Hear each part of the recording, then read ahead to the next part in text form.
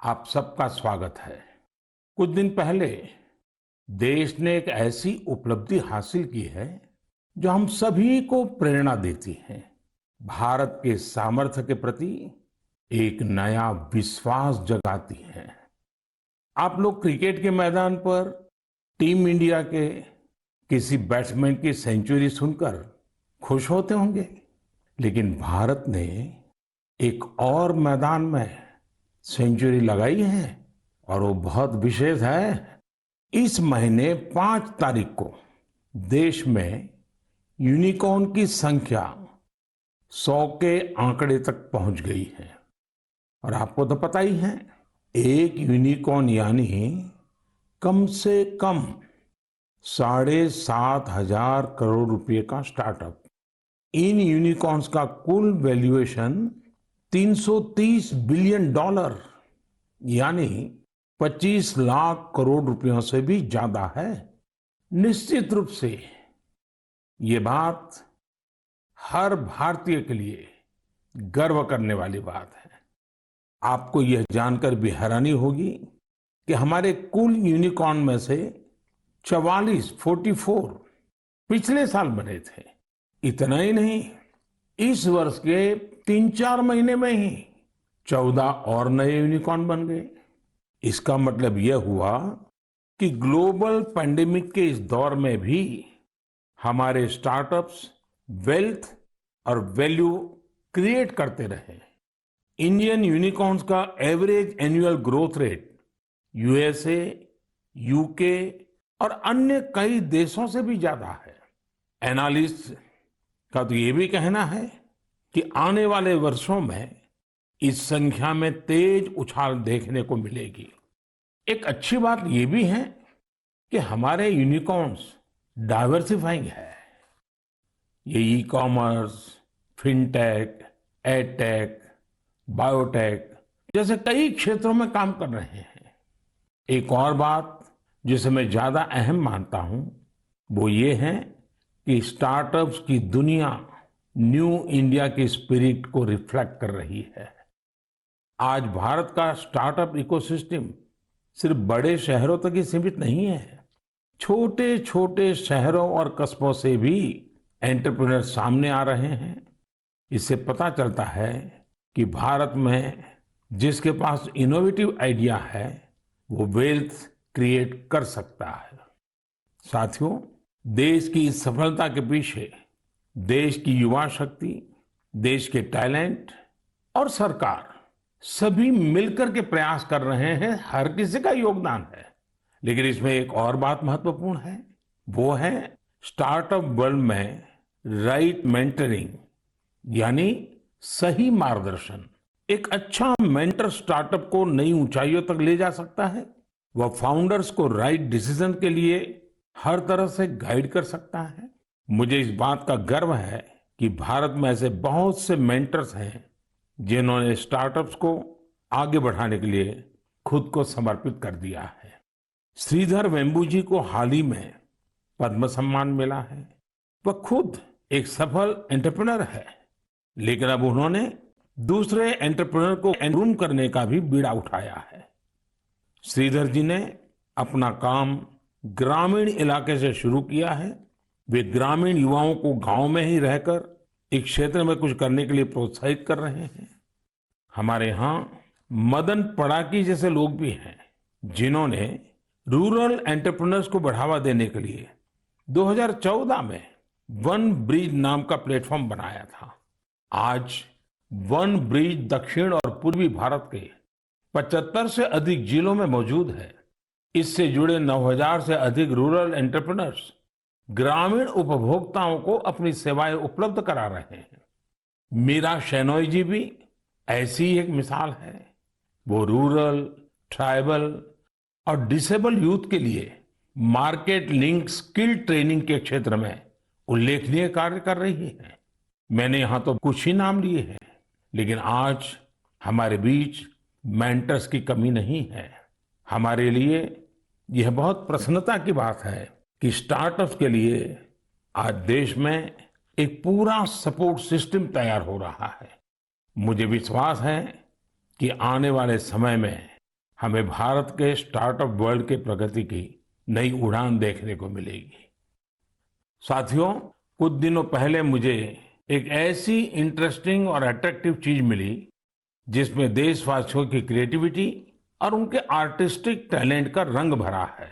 एक उपहार है जिसे तमिलनाडु के तंजावुर के एक सेल्फ हेल्प ग्रुप ने मुझे भेजा है।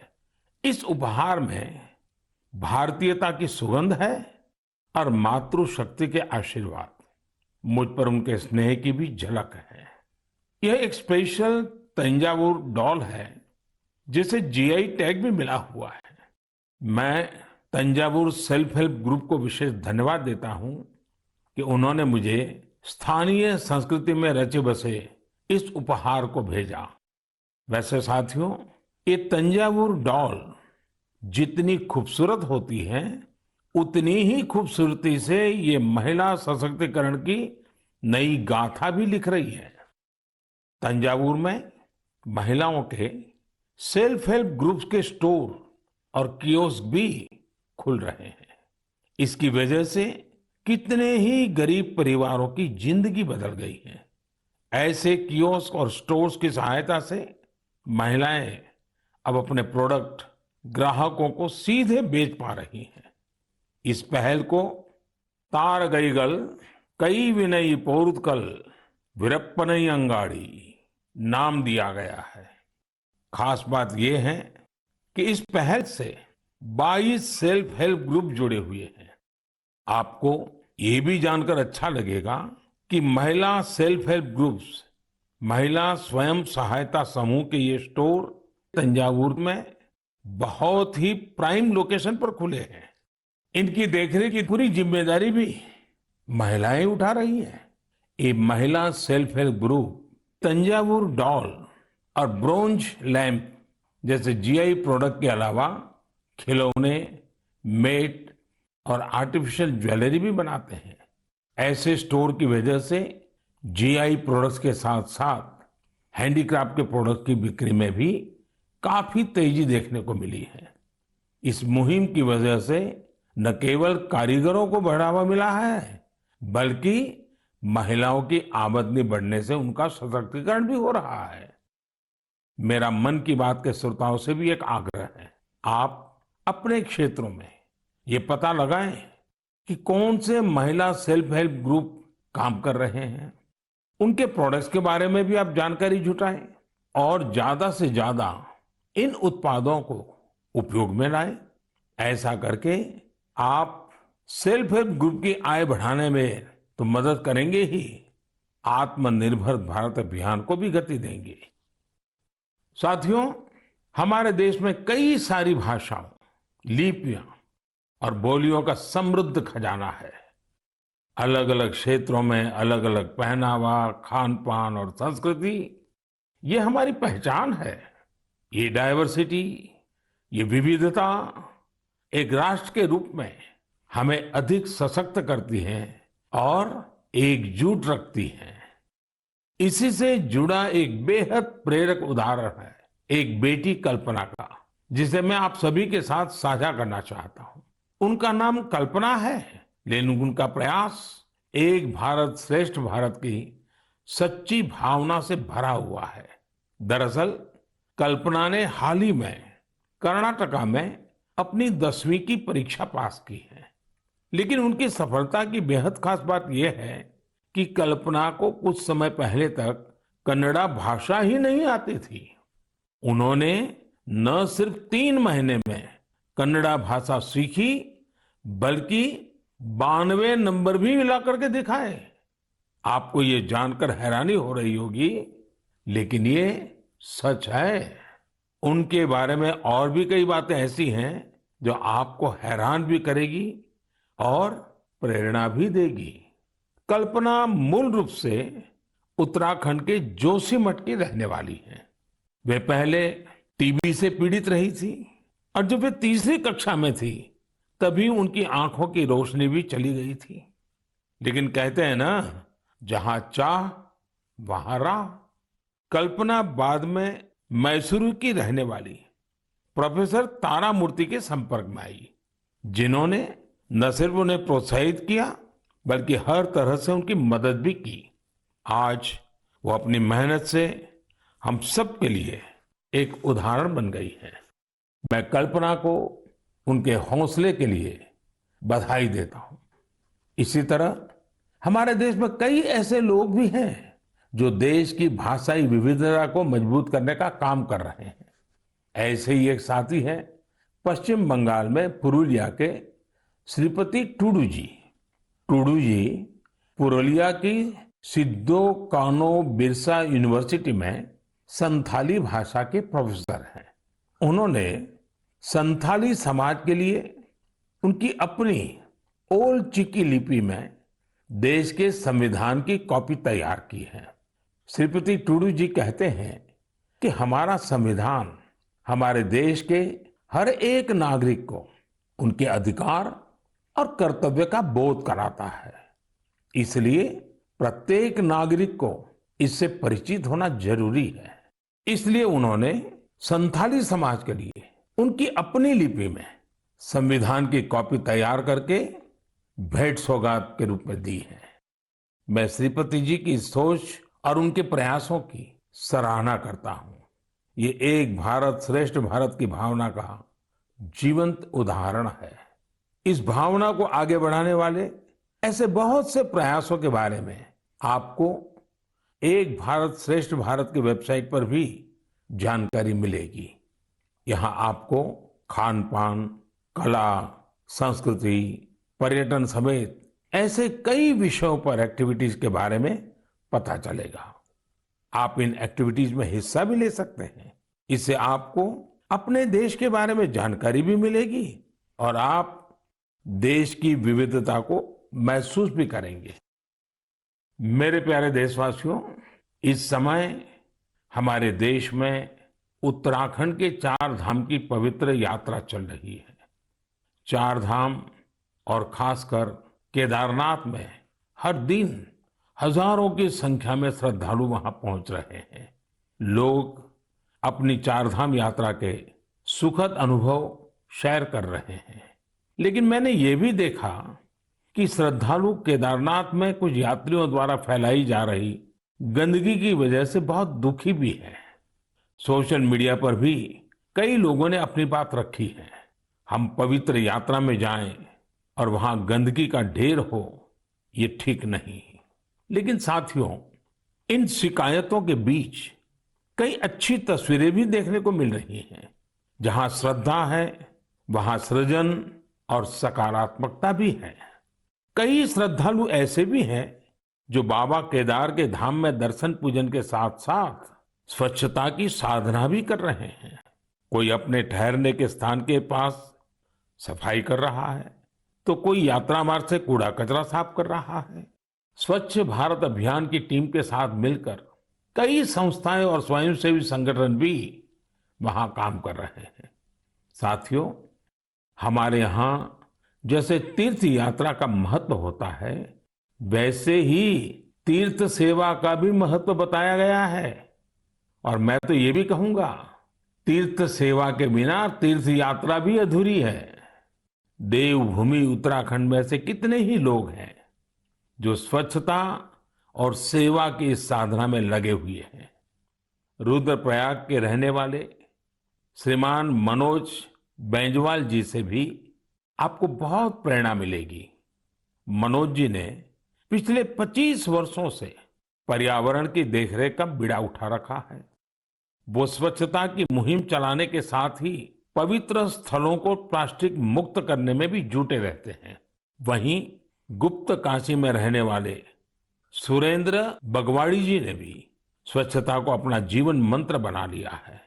वो गुप्त काशी में नियमित रूप से सफाई कार्यक्रम चलाते हैं और मुझे पता चला है कि इस अभियान का नाम भी उन्होंने मन की बात रख लिया है। ऐसे ही देवर गांव की चंपा देवी जी पिछले 3 साल से अपने गांव की महिलाओं को कूड़ा प्रबंधन यानी वेस्ट मैनेजमेंट सिखा रही है। चंपा जी ने सैकड़ों पेड़ भी लगाए हैं और उन्होंने अपने परिश्रम से एक हरा भरा वन तैयार कर दिया है। साथियों, ऐसे ही लोगों के प्रयासों से देवभूमि और तीर्थों की वो दैवीय अनुभूति बनी हुई है, जिसे अनुभव करने के लिए हम वहां जाते हैं। इस देवत्व और आध्यात्मिकता को बनाए रखने की जिम्मेदारी हमारी भी तो है। अभी हमारे देश में चार धाम यात्रा के साथ साथ आने वाले समय में अमरनाथ यात्रा, पंढरपुर यात्रा और जगन्नाथ यात्रा जैसी कई यात्राएं होगी। सावन मास में तो शायद हर गांव में कोई न कोई मेला लगता है। साथियों, हम जहां कहीं भी जाए, इन तीर्थ क्षेत्रों की गरिमा बनी रहे, शुचिता, साफ सफाई, एक पवित्र वातावरण, हमें इसे कभी नहीं भूलना है। उसे जरूर बनाए रखें और इसलिए जरूरी है कि हम स्वच्छता के संकल्प को याद रखें। कुछ दिन बाद ही 5 जून को विश्व पर्यावरण दिवस के रूप में मनाता है। पर्यावरण को लेकर हमें अपने आसपास के सकारात्मक अभियान चलाने चाहिए और ये निरंतर करने वाला काम है। आप इस बार सबको साथ जोड़कर स्वच्छता और वृक्षारोपण के लिए कुछ प्रयास जरूर करें। आप खुद भी पेड़ लगाइए और दूसरों को भी प्रेरित करिए। मेरे प्यारे देशवासियों, अगले महीने 21 जून को हम 8वां अंतर्राष्ट्रीय योग दिवस मनाने वाले हैं। इस बार योग दिवस की थीम है योगा फॉर ह्यूमैनिटी। मैं आप सभी से योग दिवस को बहुत ही उत्साह के साथ मनाने का आग्रह करूंगा। हाँ, कोरोना से जुड़ी जरूरी सावधानियां भी बरतें। वैसे अब तो पूरी दुनिया में कोरोना को लेकर हालत पहले से कुछ बेहतर लग रहे हैं। अधिक से अधिक वैक्सीनेशन कवरेज की वजह से अब लोग पहले से कहीं ज्यादा बाहर भी निकल रहे हैं। इसलिए पूरी दुनिया में योग दिवस को लेकर काफी तैयारियां भी देखने को मिल रही हैं। कोरोना महामारी ने हम सभी को ये एहसास भी कराया है कि हमारे जीवन में स्वास्थ्य का कितना अधिक महत्व है और योग इसमें कितना बड़ा माध्यम है। लोग ये महसूस कर रहे हैं कि योग से फिजिकल, स्पिरिचुअल और इंटेलेक्चुअल वेलबीइंग को भी कितना बढ़ावा मिलता है। विश्व के टॉप बिजनेस पर्सन से लेकर फिल्म और स्पोर्ट्स पर्सनालिटीज तक, स्टूडेंट से लेकर सामान्य मानवी तक, सभी योग को अपने जीवन का अभिन्न अंग बना रहे हैं। मुझे पूरा विश्वास है कि दुनिया भर में योग की बढ़ती लोकप्रियता को देखकर आप सभी को बहुत अच्छा लगता होगा। साथियों, इस बार देश विदेश में योग दिवस पर होने वाले कुछ बेहद इनोवेटिव उदाहरणों के बारे में मुझे जानकारी मिली है। इन्हीं में से एक है गार्डियन रिंग। एक बड़ा ही यूनिक प्रोग्राम होगा। इसमें मूवमेंट ऑफ सन को सेलिब्रेट किया जाएगा। यानी सूरज जैसे जैसे यात्रा करेगा, धरती के अलग अलग हिस्सों से हम योग के जरिए उसका स्वागत करेंगे। अलग अलग देशों में इंडियन मिशंस वहां के लोकल टाइम के मुताबिक सूर्योदय के समय योग कार्यक्रम आयोजित करेंगे। एक देश के बाद दूसरे देश से कार्यक्रम शुरू होगा। पूरब से पश्चिम तक निरंतर यात्रा चलती रहेगी। फिर ऐसे ही ये आगे बढ़ता रहेगा। इन कार्यक्रमों की स्ट्रीमिंग भी इसी तरह एक के बाद एक जुड़ती जाएगी। यानी ये एक तरह का रिले योगा स्ट्रीमिंग इवेंट होगा। आप भी इसे जरूर देखिएगा। साथियों, हमारे देश में इस बार अमृत महोत्सव को ध्यान में रखते हुए देश के 75 प्रमुख स्थानों पर भी अंतर्राष्ट्रीय योग दिवस का आयोजन होगा। इस अवसर पर कई संगठन और देशवासी ने अपने अपने स्तर पर अपने अपने क्षेत्र की खास जगहों पर कुछ न कुछ इनोवेटिव करने की तैयारी कर रहे हैं।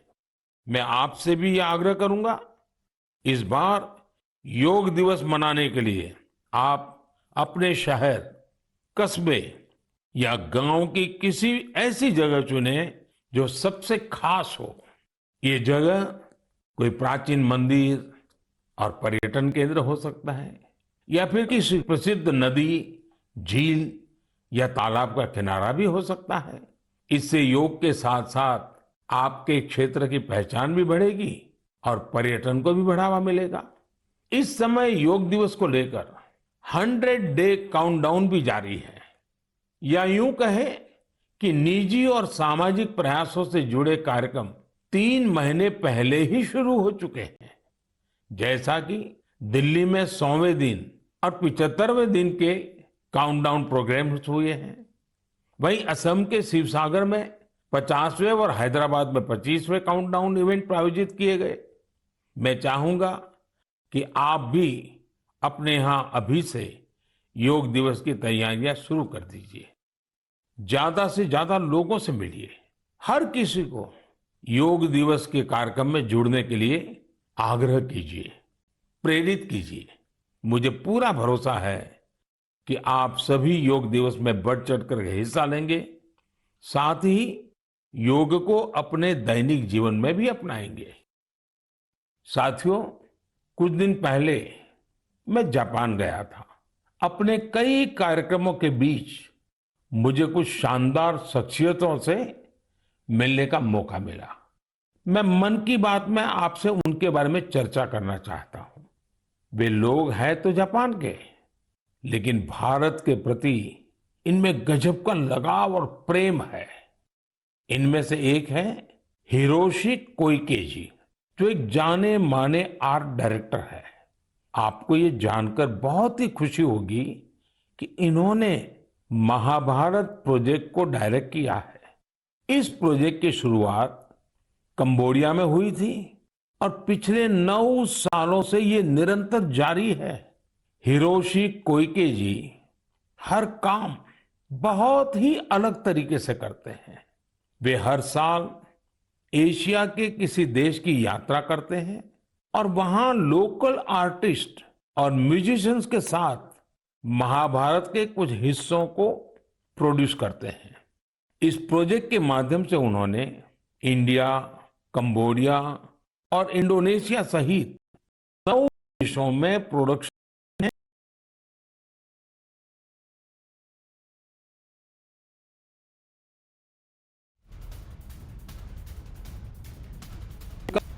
और ट्रेडिशनल एशियन परफॉर्मिंग आर्ट्स में डाइवर्स बैकग्राउंड रहा है। इस वजह से उनके काम में विविध रंग देखने को मिलते हैं। इंडोनेशिया, थाईलैंड, मलेशिया और जापान के परफॉर्मर्स जावा नृत्य, बाली नृत्य, थाई नृत्य के जरिए इसे और आकर्षक बना देते हैं। खास बात यह है कि इसमें प्रत्येक परफॉर्मर अपनी ही मातृभाषा में बोलता है और कोरियोग्राफी बहुत ही खूबसूरती से इस विविधता को प्रदर्शित करती है। और म्यूजिक की डाइवर्सिटी इस प्रोडक्शन को और जीवंत बना देती है। उनका उद्देश्य इस बात को सामने लाना है कि हमारे समाज में डाइवर्सिटी और कोएग्जिस्टेंस का क्या महत्व है और शांति का रूप वास्तव में कैसा होना चाहिए। इनके अलावा मैं जापान में जिन अन्य 2 लोगों से मिला, वे हैं आत्सुशी मात्सुओ जी और केंजी योशी जी। ये दोनों ही टेम प्रोडक्शन कंपनी से जुड़े हैं। इस कंपनी का संबंध रामायण की उस जापानीज एनिमेशन फिल्म से है जो 1993 में रिलीज हुई थी। यह प्रोजेक्ट जापान के बहुत ही मशहूर फिल्म डायरेक्टर युगो साकोजी से जुड़ा हुआ था। करीब 40 साल पहले 1983 में उन्हें पहली बार रामायण के बारे में पता चला था। रामायण उनके हृदय को छू गई, जिसके बाद उन्होंने इस पर गहराई से रिसर्च शुरू कर दी। इतना ही नहीं, उन्होंने जापानी भाषा में रामायण के 10 वर्जन्स पढ़ डाले और वो इतने पर ही नहीं रुके, वे इसे एनिमेशन में भी उतारना चाहते थे। इसमें इंडियन एनिमेटर्स ने भी उनकी काफी मदद की उन्हें फिल्म में दिखाए गए भारतीय रीति रिवाजों और परंपराओं के बारे में गाइड किया गया। उन्हें बताया गया कि भारत में लोग धोती कैसे पहनते हैं, साड़ी कैसे पहनते हैं, बाल कैसे बनाते हैं, बच्चे परिवार के अंदर एक दूसरे का मान सम्मान कैसे करते हैं, आशीर्वाद की परंपरा क्या होती है, प्रातः उठ करके अपने घर के जो सीनियर है उनको प्रणाम करना, उनके आशीर्वाद लेना, ये सारी बातें अब 30 सालों के बाद ये एनिमेशन फिल्म फिर से 4K में रीमास्टर की जा रही है। इस प्रोजेक्ट के जल्द ही पूरा होने की संभावना है। हमसे हजारों किलोमीटर दूर जापान में बैठे लोग जो न हमारी भाषा जानते हैं, जो न हमारी परंपराओं के बारे में उतना जानते हैं, उनका हमारी संस्कृति के लिए समर्पण, ये श्रद्धा, ये आदर बहुत ही प्रशंसनीय है। कौन हिंदुस्तानी इस पर गर्व नहीं करेगा। मेरे प्यारे देशवासियों, स्व से ऊपर उठकर समाज की सेवा का मंत्र, सेल्फ फॉर सोसाइटी का मंत्र हमारे संस्कारों का हिस्सा है। हमारे देश में अनगिनत लोग इस मंत्र को अपना जीवन ध्येय बनाए हुए हैं। मुझे आंध्र प्रदेश में मरकापुरम में रहने वाले एक साथी राम भूपाल रेड्डी जी के बारे में जानकारी मिली।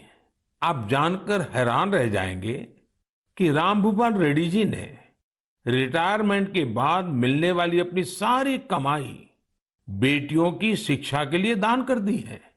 उन्होंने करीब करीब 100 बेटियों के लिए सुकन्या समृद्धि योजना के तहत खाते खुलवाए और उसमें अपने 25 लाख से ज्यादा रुपए जमा करवा दिए। ऐसे ही सेवा का एक और उदाहरण यूपी में आगरा के कचौरे गांव का है। काफी साल से इस गांव में मीठे पानी की किल्लत थी। इस बीच गांव के एक किसान कुंवर सिंह को गांव से 6-7 किलोमीटर दूर अपने खेत में मीठा पानी मिल गया। ये उनके लिए बहुत खुशी की बात थी। उन्होंने सोचा क्यों न इस पानी से बाकी सभी गांववासियों की भी सेवा की जाए। लेकिन खेत से गांव तक पानी ले जाने के लिए 30-32 लाख रुपए चाहिए थे। कुछ समय बाद कुंवर सिंह के छोटे भाई श्याम सिंह सेना से रिटायर होकर गांव आए तो उन्हें ये बात पता चली। उन्होंने रिटायरमेंट पर मिली अपनी सारी धनराशि इस काम के लिए सौंप दी और खेत से गांव तक पाइपलाइन बिछाकर गांव वालों के लिए मीठा पानी पहुंचाया। अगर लगन हो, अपने कर्तव्यों के प्रति गंभीरता हो, तो एक व्यक्ति भी कैसे पूरे समाज का भविष्य बदल सकता है, ये प्रयास इसकी बड़ी प्रेरणा है। हम कर्तव्य पथ पर चलते हुए ही समाज को सशक्त कर सकते हैं, देश को सशक्त कर सकते हैं। आजादी के इस अमृत महोत्सव में यही हमारा संकल्प होना चाहिए और यही हमारी साधना भी होनी चाहिए, और जिसका एक ही मार्ग है, कर्तव्य, कर्तव्य और कर्तव्य। मेरे प्यारे देशवासियों, आज मन की बात में हमने समाज से जुड़े कई महत्वपूर्ण विषयों पर चर्चा की। आप सब अलग अलग विषयों से जुड़े महत्वपूर्ण सुझाव मुझे भेजते हैं और उन्हीं के आधार पर हमारी चर्चा आगे बढ़ती है। मन की बात के अगले संस्करण के लिए अपने सुझाव भेजना भी मत भूलिएगा। इस समय आजादी के अमृत महोत्सव से जुड़े जो कार्यक्रम चल रहे हैं, जिन आयोजन में आप शामिल हो रहे हैं, उनके बारे में भी मुझे जरूर बताइए। नमो ऐप और माई गॉव पर मुझे आपके सुझावों का इंतजार रहेगा। अगली बार हम एक बार फिर मिलेंगे, फिर से देशवासियों से जुड़े ऐसे ही विषयों पर बातें करेंगे। आप अपना ख्याल रखिए और अपने आसपास सभी जीव जंतुओं का भी ख्याल रखिए। गर्मियों के इस मौसम में आप पशु पक्षियों के लिए खाना पानी देने का अपना मानवीय दायित्व भी निभाते रहें, ये जरूर याद रखिएगा। तब तक के लिए बहुत बहुत धन्यवाद। परवाह देश की, सोमवार से शुक्रवार रात 10 बजे TV9 भारतवर्ष पर।